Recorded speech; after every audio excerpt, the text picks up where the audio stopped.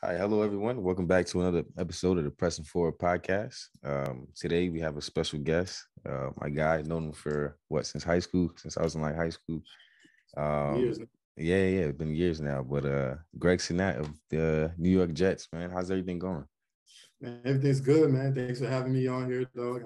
I'm happy to see you doing, branching out, doing different things. As athletes, we have so much that we can do, but we just don't for whatever reason. So whenever I see, a fellow athlete out here branching out and doing different things, man, I love it.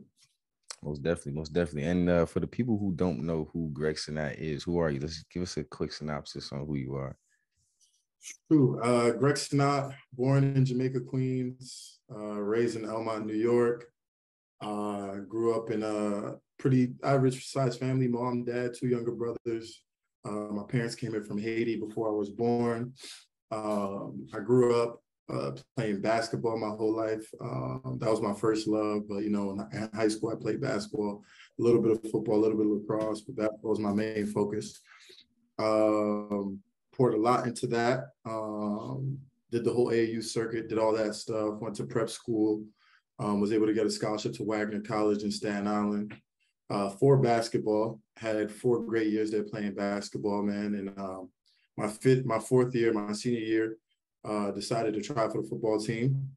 Tried out, liked it, made the team. And then played 2 years of football at Wagner College before getting drafted in the 6th round to the Baltimore Ravens. That's a little quick synopsis. There's a lot, but the highlights. Yeah, you definitely gave a very quick summary there. But let's dive into that a little bit. You attended Elmont Memorial High School. You played basketball there, right? Yeah. Did you play football at all there? Yeah, I played football my 8th grade year, a little bit, and 9th grade year, and then I was always worried about getting hurt, and I really loved basketball. So like I was like, okay, let me stop and just focus on one thing, and I try to specialize on basketball after like my 10th grade year. So I played a little bit of football. Oh, okay. Yeah, And then tight you end. what? Yeah, all right, tight end. I see you changed. You switched the positions. Ended up switching positions, but you later Right. transferred to a prep school, right? And then you want to Yeah. get what more looks for basketball. How'd that process? How was that process? Yeah, so the process is pretty interesting how the whole prep school thing went about. So this was going into my senior year of high school, and I had no offers at the time. And it was like crunch time for me. Like I've been grinding. I've been playing AAU since I was 12 at this point. And like I knew if I didn't get a scholarship, I definitely wasn't going to college. So I remember that whole summer before my senior year, I'd work out every single day with my basketball coach on Long Island. Like 5 to 6 days out of the week, I'm there every day. And it's not easy. He lives out deep in Long Island. So like that's a 2-hour trip, you know what I'm saying, there and back. So I remember just doing that every day. My AU coach would just train me and we work out and ball out, right? And it was coming to the end of the summer. And in basketball, I don't know if you played AU, probably did a little bit. There's stuff called live periods, where it's like the only time where college coaches could come see you play. Yeah. And it was the last live period of that summer. And I was home one day, and then my AU coach texted me, said, "Yo, what you doing tomorrow?" I'm like, "Nothing, working out." He's like, "All right, pack your bags. I'm taking you to this hoop group camp, which is like a exposure camp in Pennsylvania." Yeah. So they bet. So, next morning comes, picks me up around 6 a.m. We drive down to Pennsylvania. I get there, and on the sign-in sheet, you got to put your year of graduation. I was class of 2012, but he had finessed it and put me in class of 2013. So, I asked him, like, "Why'd you do that?" He's like, "Don't worry about it. Just go play." I'm like, yeah. All right. So, I go out there, and I'm a little nervous because, we probably got like a few of the top 100 high school basketball players in this whole camp right now. Yeah. But, I had been grinding so hard to that point that, at least I had the confidence of my hard work. But something clicked in that 4-day camp. I was down there, and I was just playing better than I've ever played in my life, to the point where, like, I made, like, the top 20 team of the camp. To my surprise, wow. I did not expect that. Like, camp ends, like, "Yeah, you made it all-star team. There's an all-star game at the end." I'm like, "This is fire." So camp concludes, and I head back home. I didn't really get spoken to by any coaches, so I was a little disappointed, but I was happy with myself for what I accomplished. Right. And then a couple of days later, I'm sitting watching like Fairly Odd Parents and SpongeBob with my little brothers, right? And I get a random phone call on my cell phone. It's like Delaware somewhere. So I pick it up. I said, hello. And he's like, yeah, this is Greg Senat. I said, yes, sir. He said, my name is such and such. I'm the head basketball coach at University of Delaware. Had a couple scouts at Hoop Group and they really liked you. Like to offer you a scholarship. And I'm looking like, yo, is this a prank call? I had no interest. I don't think I got letters at this point. I'm like, this can't be real. He's like, yep, this is real. You know, you don't have to make a decision now, but you know, just want to let you know we're interested. So I'm like, I close the phone. My brothers were like, yo, who was that? I tell them. We start freaking out. Yeah. We're like, yo, that's crazy. Like we're losing our minds. And then we go back to watch the TV. And then I get another call. And it's like a Connecticut number. And then it's the head coach of Quinnipiac. And then the head coach of James Madison. I get like 6 calls in the span of like that night for scholarships. I was say, after like, the first one, they start rolling in after that one. Bro, they just started rolling in. I don't know if they on a text together, but like they all started, you know, calling me at the same time. And then after all the highs settled down, I realized, oh shoot, they want me for class of 2013. They're gonna be pissed when they found out I'm graduating next year, which would have been 2020. So I'm like, it went from the high to the low. Like I'm panicking. And like, I'm praying, I'm trying to figure out like, I need a prep school. Like I have to reclassify. Just to reclassifying is a thing where, you know, you go to another, you transfer to a prep school and prep schools allow you to redo a year. And I was already young for my age, so I didn't mind it. And if it gave me more exposure, my parents didn't mind, I didn't mind. So a couple days later, so when you go to Hoop Group, they separate you guys into like teams. It's like a lottery. So you play a bunch of games, and then the coaches at the Hoop Group camp are all like high school coaches, prep school coaches, whatever, and they pick their teams. My coach at the Hoop Group camp happened to be the head basketball coach at a prep school called Marionopolis. Yeah. He calls me out of nowhere a couple of days later. He's like, hey, Greg, like, I really like coaching you. I thought you were a good player. What do you think about coming to my prep school? And I'm like, oh, shoot, that's an answered prayer. He's like, I give you, put you on scholarship. I'm like, yes, sir, boom. Within like 2 weeks, I'm up in Connecticut, up at prep school. It's called the NEPSAC League. Just like there's NEPSAC AA, single A, and AAA. AAA is like the highest, where you got like the Brewster Academies, the South Kent schools. I don't know if you heard of those. And I was in AA, the tier right below it. Okay. So like went from playing like really decent, average New York City basketball players, so now I'm playing like some of the best basketball players in the league, which is great for me because it just helped me elevate my game. And I spent 2 years there. We had some success. It was a great time living away from my family for the first time, being on my own, making my own decisions, dorming, meeting people from all over the world. Yeah. All different economic classes. Like I'm next door to a Chinese millionaire. And then the kid at my school, like his dad makes all the Super Bowl rings for the NFL. That's crazy.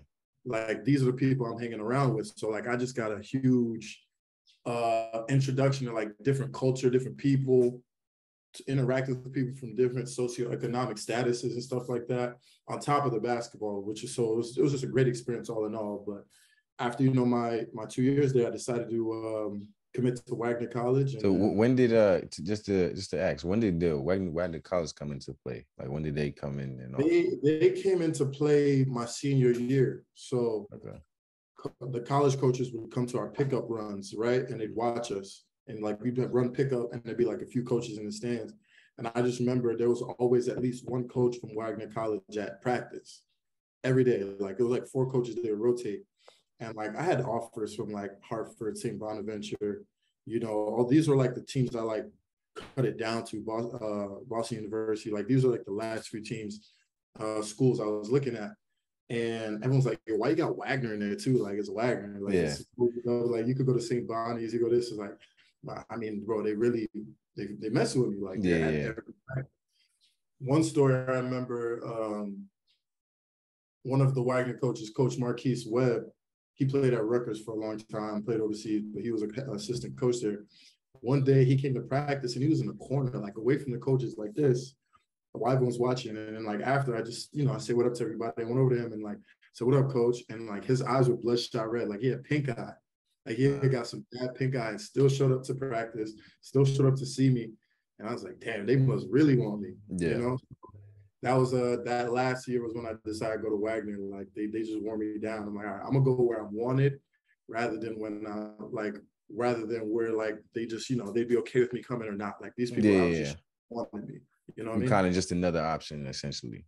Exactly. Yeah. Like they say, always go for the girl that likes you, not the girl that you like.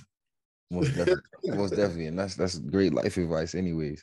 Right. So when you started playing, you ended up playing at Wagner College for 4 years. You played ball, had a stellar career for yourself. When did you decide to like, because I know football probably wasn't in the question, or maybe it was. When did that come into play that you was kind of like, you know what, maybe I should try out for football? And then what kind of made you make that decision? So like, ever since I got on campus, the football coaches would always like joke around when they see me and be like, bro, you be a great tight end. You got to come over here. Da, da, da. Try to kind of like jokingly, but half serious. Because I was always the bigger guy on the basketball team. I like to lift. A lot of the guys on the basketball team didn't really like to do that. So I always had a bigger physique. I was always like, man, listen, I'm going to the league. I'm going to play overseas. Like, I'm not. And you know, I've had that, like, I started off my basketball college career very high. Like, I was doing very well in the beginning, but towards the end of my career, I just wasn't getting the playing time I wanted. I wasn't producing the way I wanted to produce. I still love basketball. I love being around my teammates and being a leader and all those other things, but I wasn't getting that experience. You want to play, you want to be a part of what's going on. Right. So I remember just being in like, we were in an away game for basketball somewhere in PA. And like, I'm just watching like college football and NFL football on the TV. I'm like, man, I kind of do miss football. Like, I like it. Like, I enjoy watching it. I understand the game.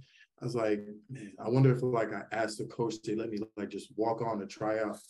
So that was on my mind the whole season. And then towards the end of the season, when you know, we were looking to make the playoffs, go to the NCAA tournament, I walk in, I talked to Coach Haas, who was like the head football coach at the time, and I asked him like, hey, what would you think if I like tried out for the football team at the end of the season? And he was ecstatic. He's like, yeah, we'd love to have you, but you know, make sure you talk with your basketball coach, Coach Bashir Mason at the time, and just focus on your basketball season right now. Try to take it as far as you can. We'll talk again after. I said, okay, cool. So the basketball season continues. We make the playoffs, win the league, and we go to like the NIT. It's like one of the best years we've ever had in basketball. Thank God. So season ends, and I finally approached my basketball coach about it. I was nervous because I'm like, yo, he's going to think I'm crazy. I'm on scholarship for basketball. Like, if I go play football, he's going to be pissed. He was all for it. He's like, Greg, as long as you're ready for basketball season, I'm good. Like, enjoy it. Like, go chase what you want to chase. And I was like, all right, this is a clear sign. So that was the clear sign for me to go ahead. And then right after the basketball season ended, spring ball started for football. I got my pads, and I started spring ball as a tight end. Damn. Yeah, it's quite the journey. Because I was going to ask too, like, was there any rebuttal from your coach? But it seems like he was right there with you. And then even making that transition, did you feel like there was any like initial struggles in terms of like making that transition? I wanted to quit every day. I thought football definitely different than basketball.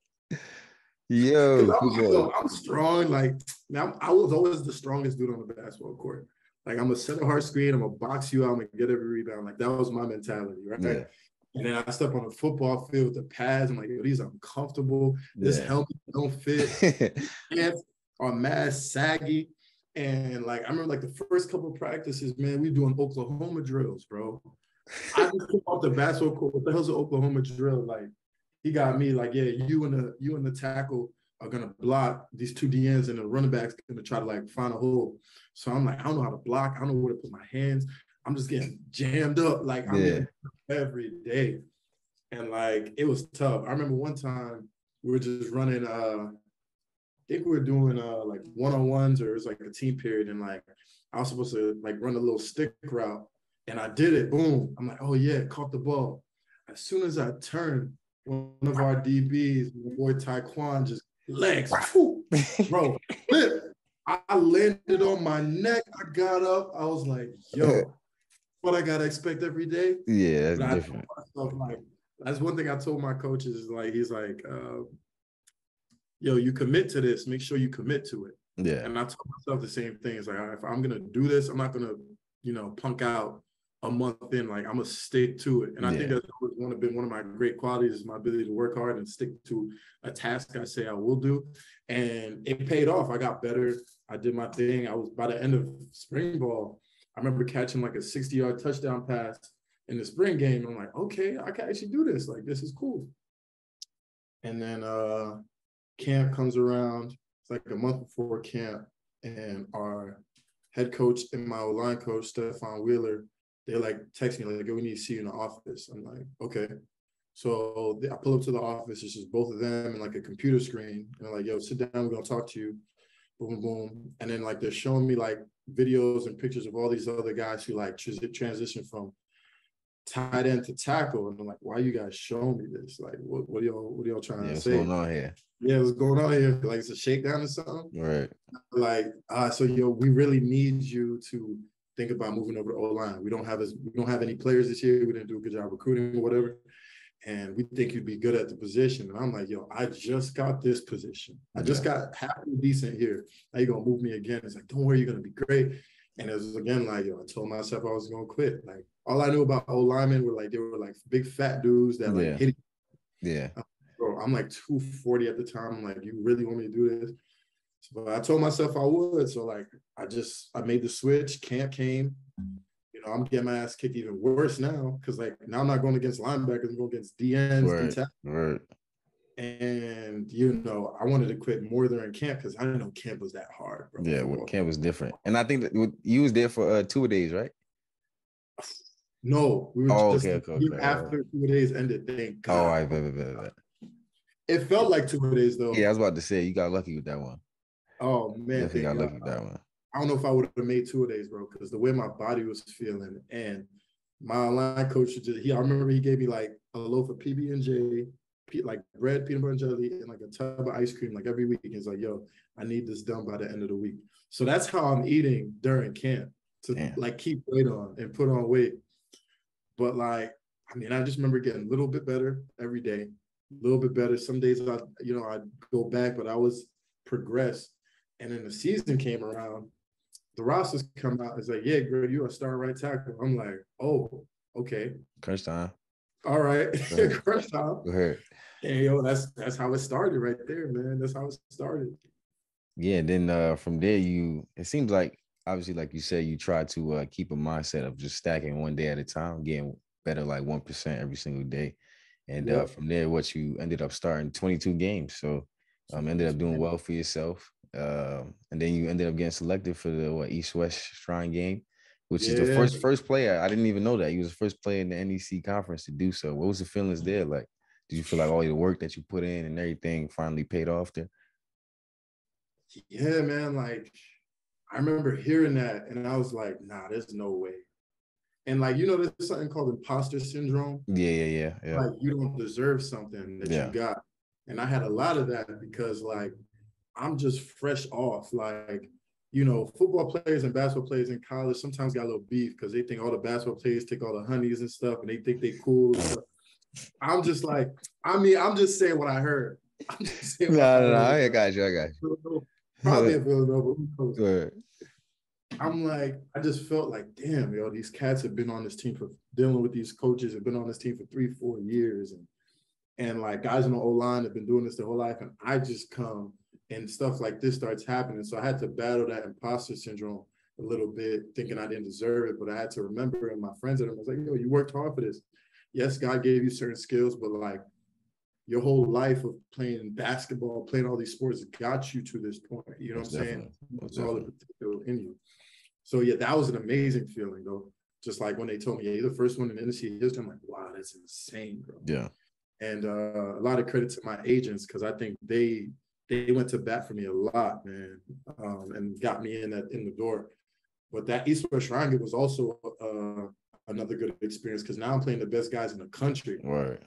Playing football 2 years ago, man, and like I'm playing guys from Miami, Nebraska, Ohio State, and I'm like, okay. I remember it's a 3-day camp, and like every day there's like NFL scouts, like every team just watching you do one-on-ones, do this, do that. And my first day, I didn't do too well because I'm just letting the nerves get to me. Yeah. Like, damn, this is a lot. And my agents talked to me. They're like, they settled me down. Like, Greg, you wouldn't be here if you didn't deserve to be here. Like, go out there and just play hard. Don't think about mistakes. Don't do anything. Just go play. And that second and third day, I just played way better. I was lights out. I was like, oh, wow, another moment where like, I can actually do this. So, go out there, we played a game. And, I think that's where scouts and stuff really got to see me, because nobody really comes to Wagner to really evaluate talent, at least not at the time. So that was really huge for me, getting invited to that. And then from that, I got invited to the combine. Yeah. Which I don't know if I was the first person in Wagner history to go there, but probably, I think. That was a huge accomplishment itself. So, man, that senior year, my post-grad year was just like, it was a blur, man. Everything happened fast. Like, I always say all glory to God. I always try to preface that, because I would not have been there without him. Like, I never thought growing up I'd be a football player. Right. Never. That wasn't in my plans. That wasn't in the back of my mind. But, God has plans, man. We make plans and God laughs. Right. It's his plans, and at the end of the day that ends up prevailing anyway. So exactly. I want to ask you something. Like, I remember when you was coming to Wagner with the Richmond St. What was it? Richmond? Port Richmond? Yeah, it was Port Richmond. Port Richmond. Yeah. And like, I knew you was playing football at the time, but like, when did you start getting offers, and when did you like sign to Villanova? Like, how did that all happen? So yeah, I started playing organized football probably like in 8th grade. And I played in sort of similar story. I wasn't really, like, when I first started playing, I wasn't really all that good, whatever the case may be. And for me, it sort of just became a chip on my shoulder. Like, every single year I just try to get better at something. And then my sophomore year, I ended up getting moved up to varsity. Didn't really play that much. And then the injury happened. So then, the varsity coach ends up moving me up to, I was on varsity, but he ends up putting me at the starting position. And that was a whole crazy experience anyway, because I was like the youngest dude on the team and just going through all of that. And then I think that just prepared me for like the rest of my career at that point. That gave me the confidence I needed. And then my junior year rolls around. I ended up having a decent season. Schools start coming in, different schools start coming in. I didn't get any scholarships though at that point.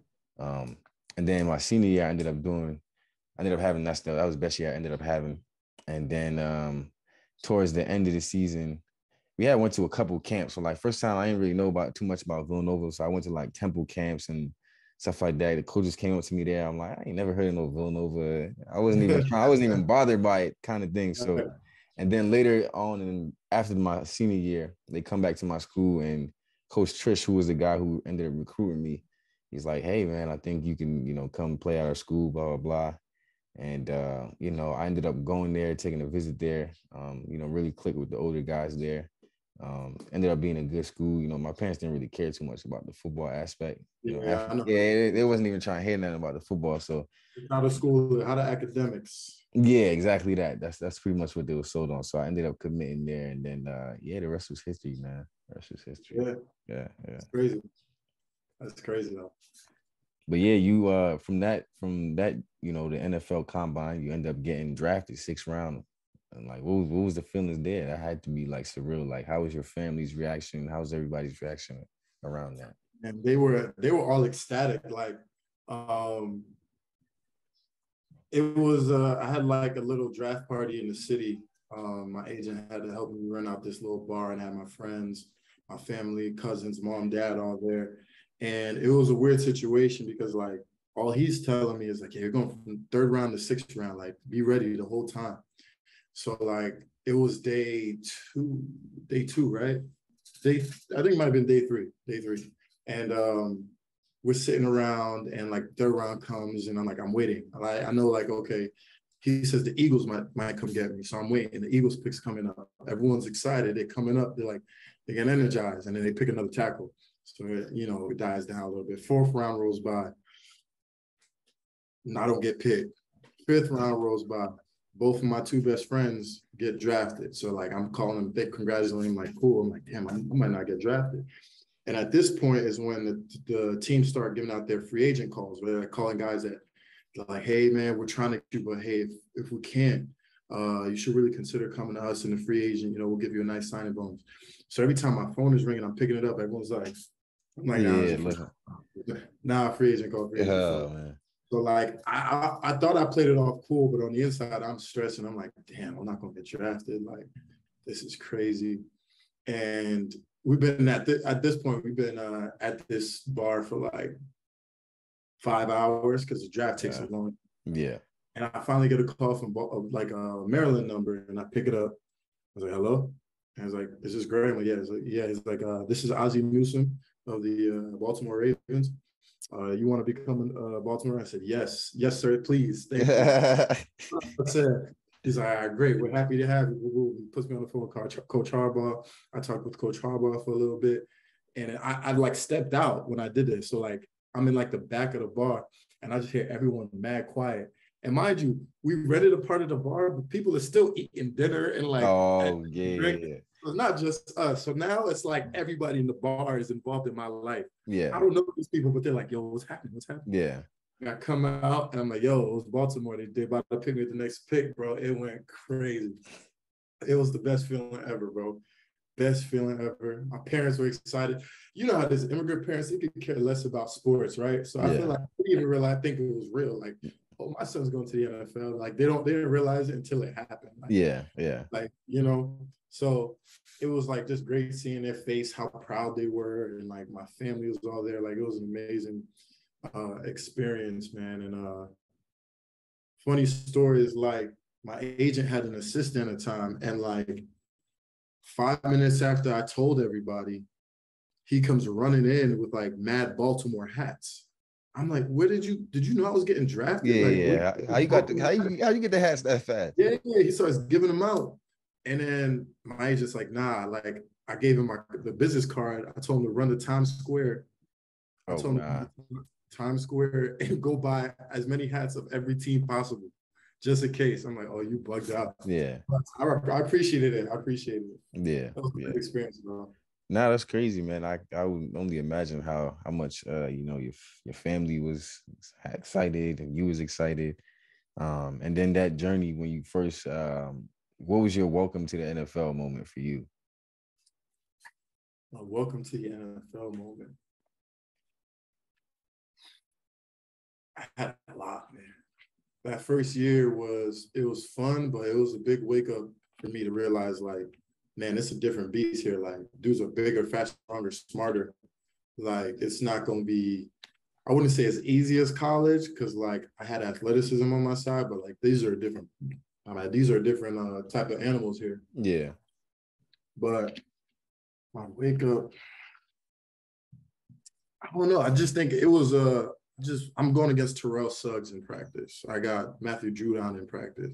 I got Zadarius Smith in practice. So every day, Tyus Bowser, like these are all really, really good pass rushers. So like it was a lot going on for me. And like at some points it was like, this is a lot, like overwhelming. But our first year was a great, great learning experience. And then I remember when I got hurt, the very last preseason game, they started me in the last preseason game.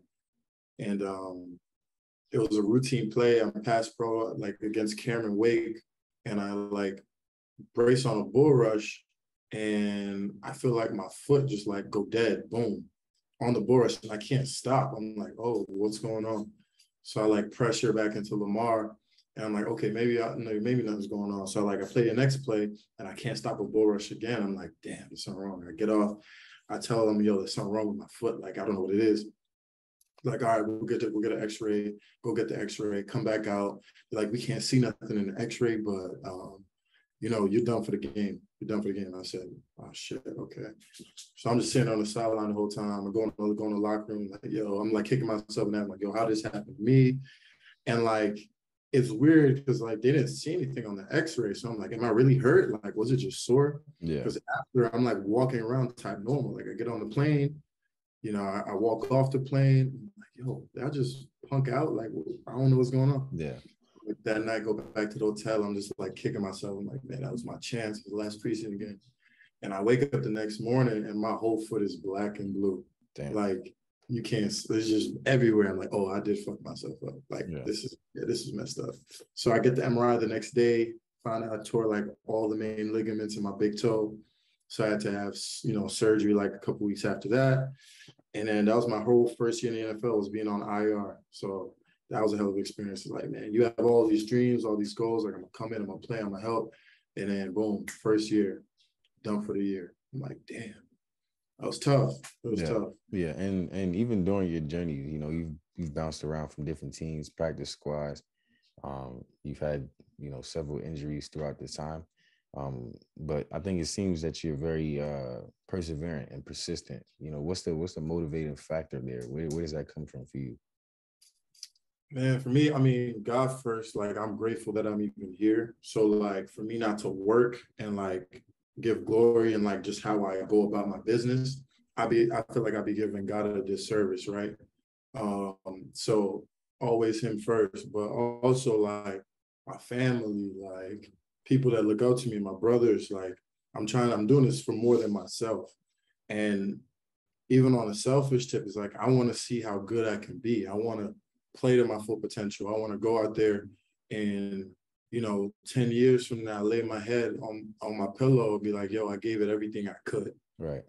And I did it till the wheels fell off. So that's what keeps me going, man. And I don't like giving up. I don't like people telling me I can't do something or I'm not going to be good at something. Like I'm always been a worker. Like work has never been hard for me. Yeah. You know what I'm saying? Like I like to work. I enjoy putting in the work and I enjoy seeing what comes from the work. So that's what keeps me going. Definitely. Sound like the saying, all work is easy work right there. All work is easy work. All right. Do it. All right. So yeah, at this point, I'm just gonna ask you like several questions. Try to answer them to the best of your ability. Right. As you know, football will come to an end at some point. What do you hope to accomplish before then? Before football comes to an end. Well, for me, before football comes to an end, man, I would love to have an exit plan. I would love to know what it is I'm passionate about and what it is I could step into when it's time for a career change rather than like my career ending. I don't like that phrase, like the end of your career. It's like, nah, bro. Most guys retire like at 29, 30. Like, like the average career in the NFL is 3.5 years. Like by God's grace, I'm going into year 5. You know what I'm saying? Like, yeah. I would love to know what it is I would like to step into when before football is over, so I can make that smooth transition into that. Got you. And how would you say you personally embrace change, especially as life presents, many uncertainties? How do I personally embrace change? This is a good question. I think for me, it's realizing that change is going to happen regardless. Change is inevitable. Everything changes. Season change, people change. It's not getting too caught up on the change, but getting caught up on like finding a solution or adjusting to it. Like not getting caught off guard and not being surprised by anything. Trying to like think of all the possible scenarios that could happen and being real with yourself about them. Don't be delusional. Like I think being really critical and being honest with yourself is important. So when those changes happen, it doesn't throw you for a loop and you're like, yo, what just happened? Like, no, you're ready. You thought about this scenario happening already. So pretty much like thinking things ahead. Thinking ahead. Right, yeah. Right. So what's the most important lesson you've learned over your career so far? Most important lesson I've learned a couple lessons. One is how important it is to have a routine. Like make sure you're doing the same thing every day and you're getting yourself into a pattern and a routine because it really separates you. Like I remember my first couple years in Baltimore and I'm watching guys like Eric Weddle just like maneuver and like how he's in the gym early. He's in the gym at 6 a.m. every day, getting his lift in, then getting his stretch, then going to practice, then like going and getting his ice tub, cold tub, like Brandon Carr, like the older guys. And it didn't click until like after I left Baltimore, unfortunately, but how important it is to make sure you give yourself a routine because we're creatures of habit. Our whole life we do this when to drink, when to eat, when to shower, when to work out, when to do boom. So like if you don't do that for yourself in the NFL, nobody's telling you to work out. Yeah. The rooms open between bing bong, like make sure you're there. So how important it is to have a routine. And I think that helps you in life in general. And also having a short memory. In the beginning, I was so like concerned about making mistakes that it would take me away from the game. And like, I would let the last mistake affect the next play. But I learned that like, yo, even the best dudes in the NFL, no matter who it is, whoever your favorite player is, Tom Brady, Khalil Mack, Devontae Adams, they all get cooked at one point. Yeah, Someone is right. So like if the best of the best loses a rep, you don't think you're gonna lose a rep. It's like, yo, get out your head. Okay, that happened. Next play. So those are probably two of the biggest lessons I learned from football, man. And just also, I guess the third and final lesson would be like, be very cognizant of who's in your circle and very cognizant of who you hang around, because they like ultimately rub off on you. Right. You know what I'm saying? Right. There's a lot of dudes in the NFL, like a lot of dudes have the talent to make it, but not a lot of dudes have the, I won't even say talent, but the work ethic and the mind to stay in the NFL. Yeah. So if you're hitting on those dudes that are like not really caring about getting extra work in or studying or doing this and that on the weekends all the time, that's going to be what you end up doing, yourself, and you're going to develop those same bad habits. So make sure you stay close to people that are like-minded with you and like kind of have the same goals as you, because it makes it easy. Like-minded, keep each other accountable. Okay, so just like-minded, having a routine. I think those are solid advice, and that goes beyond just a game of football too. So, my next question would be, if you could start a business tomorrow, what would it be? I could start a business. I've been thinking about this too. If I could start a business tomorrow, I would either start like an e-commerce business. Okay. Like selling things online, through Amazon, through whatever. That's a huge market. Drop shipping. Well, not so much drop shipping, but on those lines. Right. Or something in tech. Like tech is so big right now, and everybody, it's like a growing market, especially for minorities, because it's not people in tech, but tech is very lucrative and it's the future. So something in like e-commerce or tech for sure. Solid. And when it's all said and done, will you have done more than, would you have said more than you've done? That's a good one. When it's all said and done, will I have said more than I've done? Well, hopefully, no. Hopefully I do what I say and say what I do, That's my goal. Like, I think as a man, I think we, they say we live and die by the decisions we make. And it's very important that, be a man of integrity. And if you say you're gonna do something, do it. Like, yes, be yes, and no, be no. Yeah. But I'm not perfect. I don't know if I'll hit every mark and every goal I say I will, but hopefully I come pretty close to it. Yeah, I think even like you said, perfection is not possible. I think we can strive. We can strive to be the best we can, aspire to be, but we're not going to hit perfection. Right. And then lastly, what would be this is just to end the show. What would be your advice? One piece of advice you leave with the audience, with the peoples. Yeah. One piece of advice.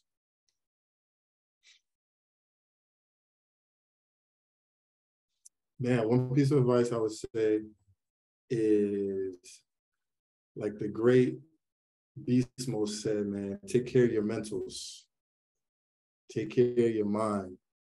Because whether you're in the NFL or, you're working wherever you're working and do whatever, like life throws a lot of stuff at you. And it's very easy to get in these ways where you start to like doubt yourself and you start to question and get anxiety and all this stuff. Make sure you take care of you first. Make sure you're taking care of your mentals first, so that way you can be the best you when you go out in the world. Don't go out in the world half prepared, half mentally ready to handle what it is you need to handle, because you're only going to do yourself a disservice and you're going to do everyone around you a disservice.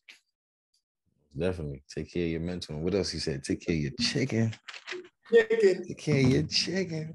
But now I want to appreciate you for, taking your time out to, share your time, share your talent with the people. I wish, continued success for you.